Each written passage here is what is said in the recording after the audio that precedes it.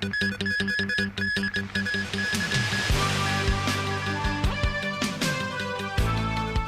new anti-parallel trading protest in Shengshui. In Taiwan, the KMT's presidential candidate vows to stay in the race. And Thailand's Reform Council rejects a draft constitution.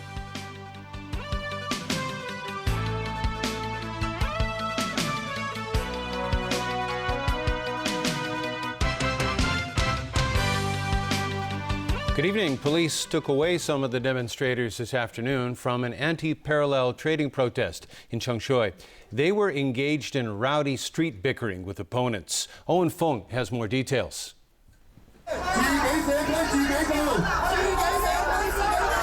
Dressed in black with some wearing face masks, dozens of protesters began marching from the East Rail Shengshui station around 3 this afternoon. Organized by a nativist group, Local League, this was the first anti-parallel trading protest in months. There was a heavy police presence outside the Shengshui station. Officers also set up barriers at the starting point of the rally to maintain order. Along the way, some protesters accused the numerous pharmacies in the area of driving up rent levels, and shops that are necessary for local residents were pushed out of the market. A number of jewelry and retail stores could be seen rolling down the gates as the ralliers marched by. Some passers-by were unhappy with the protesters, saying they were driving tourists away from Hong Kong. Protesters, however, have dismissed such claim. Now the tourism industry also is dropping in Macau, so I don't think this is the main issue to let our industry, the tourist industry in Hong Kong, dropping. Towards the end of the rally, some anti-parallel trading protesters argued with those who opposed their actions. Police officers escorted a number of protesters to police vehicles nearby. Speaking on his way to attend the APEC meeting in the Philippines, Secretary for Commerce and Economic Development Gregory So condemned the protests against visitors as irresponsible.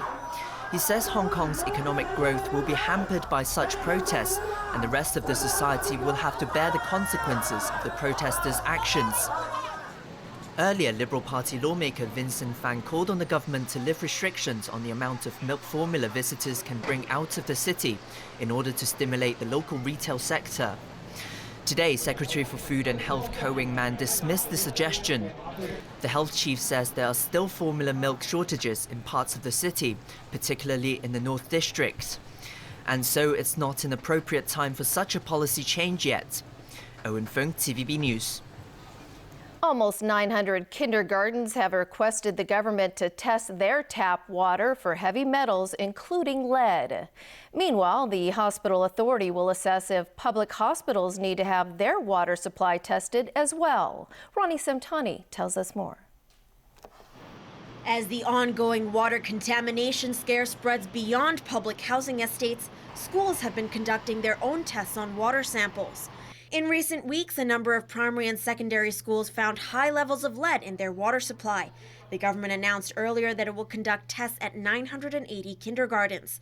Secretary for Education Eddie Ng said the authorities have so far received requests from 899 kindergartens to test their water as soon as possible. He added that 174 kindergartens have asked the government to install 292 water filters. As for the water machine at the Prince Philip Dental Hospital that was found to have excessive levels of lead, Secretary for Food and Health Ko Wing-man said he is concerned about the situation. He said for most patients at public hospitals, their length of stay there is comparatively short. But he noted that children below the age of 6 are usually hospitalized for longer periods and are likely to be affected if there is a contamination problem. Ko said the hospital authority will assess whether future steps need to be taken at public hospitals. In addition, nearly 100 residents affected by the lead and water contamination problem went to private hospitals today as part of a blood test arrangement. The blood samples collected will be sent to labs under the hospital authority where tests will be carried out. Ronnie Samtani, TVB News. In Taiwan, the ruling Kuomintang's presidential candidate Hung Soo-kyu today confirmed she will stay in the race. Speaking at a press conference in Taipei, Hung downplayed speculation she was considering quitting due to poor poll results. She apologized for keeping people worried. She said for the past few days she's been reviewing her past actions and looking at new ways to move forward. Hung posted a message on social media last Wednesday saying she was suspending her campaign for self-contemplation and reflection.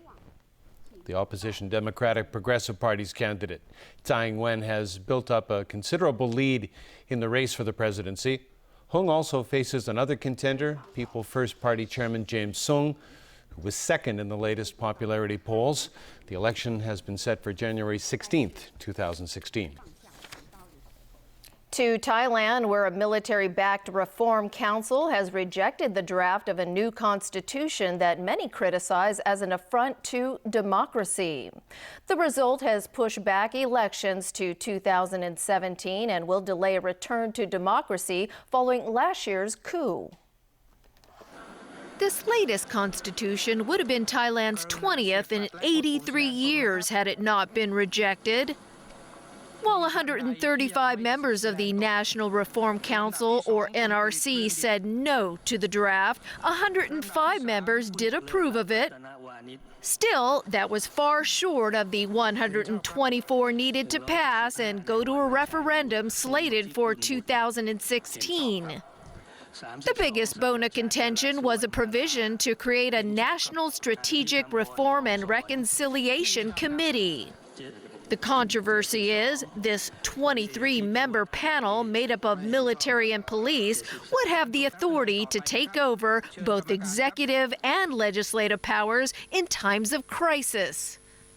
Most Thais worried that such authority would be the equivalent of an all-powerful Politburo or, in effect, a legal coup. Critics called it a blueprint for disaster, as it would have given the military the means to intervene in politics.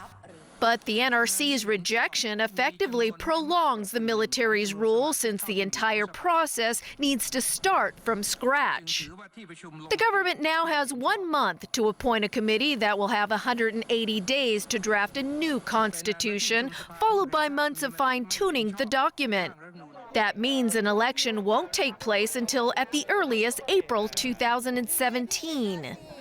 The draft was met with strong opposition on almost all sides of the political divide. The Pheu Thai Party, ousted from office in Thailand's last coup, said it would have suppressed people without checks and balances. Several small groups gathered in central Bangkok to protest against the proposed charter. The military had abolished an earlier constitution after it deposed Yingluck Shinawatra as prime minister last year. The government currently operates under a temporary charter. A massive rescue operation is underway right now off the southern coast of South Korea, where a fishing boat capsized. 10 people have died, but many others are still missing. The 9.8-ton boat called Dolphin lost communication Saturday night. The vessel was found upside down this morning near the resort island of Jeju. Of the 22 listed passengers, only 3 have been rescued. One survivor said they clung to the boat for more than 10 hours, but some were washed away by powerful waves. Dozens of ships and planes are scouring the area for survivors. South Korea is still dealing with grief and anger over last year's ferry sinking that killed more than 300 people. President Park Geun-hye, heavily criticized for incompetence over that tragedy, has ordered her government to do everything possible to save lives. Tens of thousands of refugees from Syria and other war-torn countries have reached Austria and Germany, with more expected to arrive soon.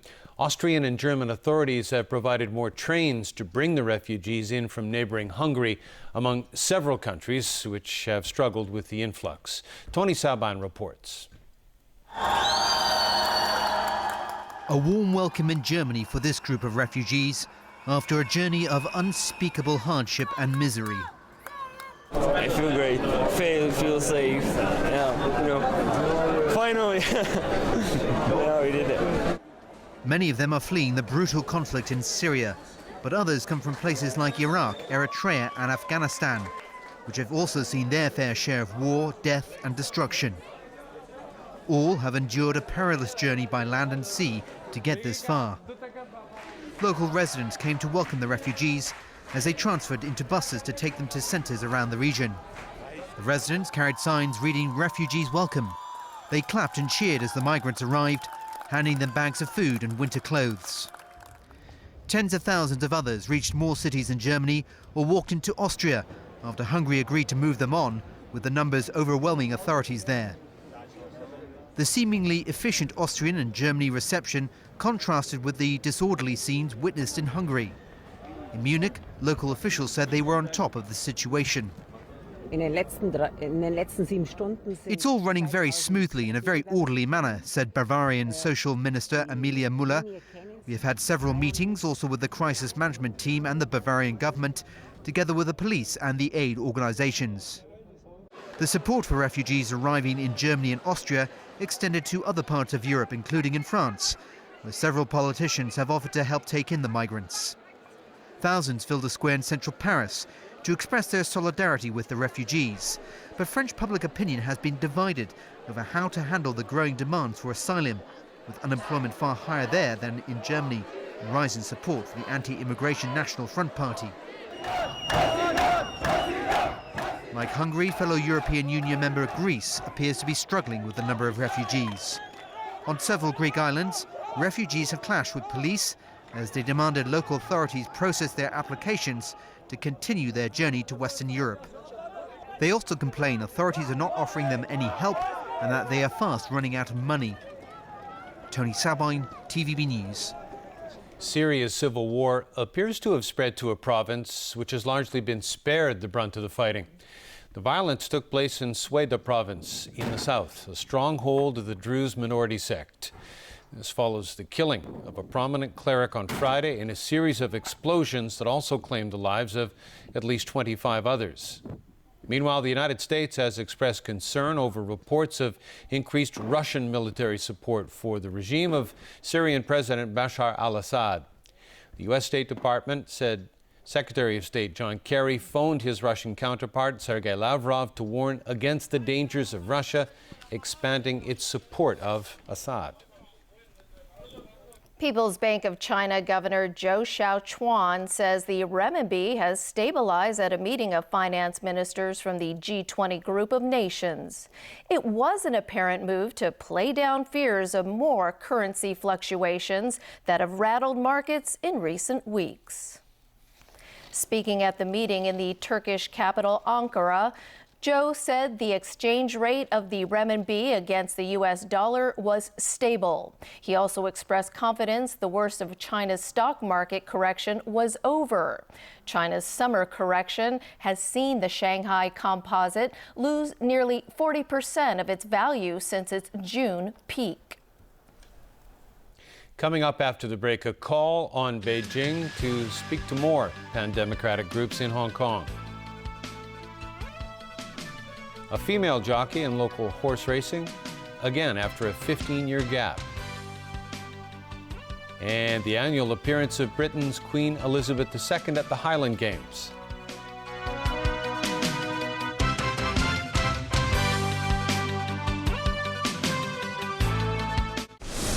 They may have been born with silver spoons in their mouths and had the best starts in life.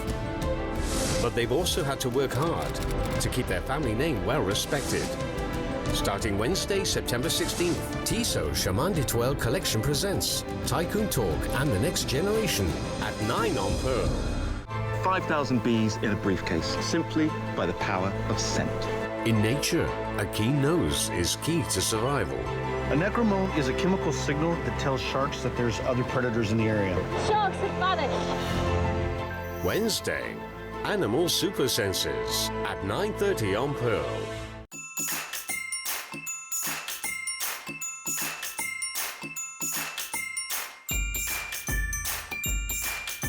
Join us and be part of this dazzling spectacle.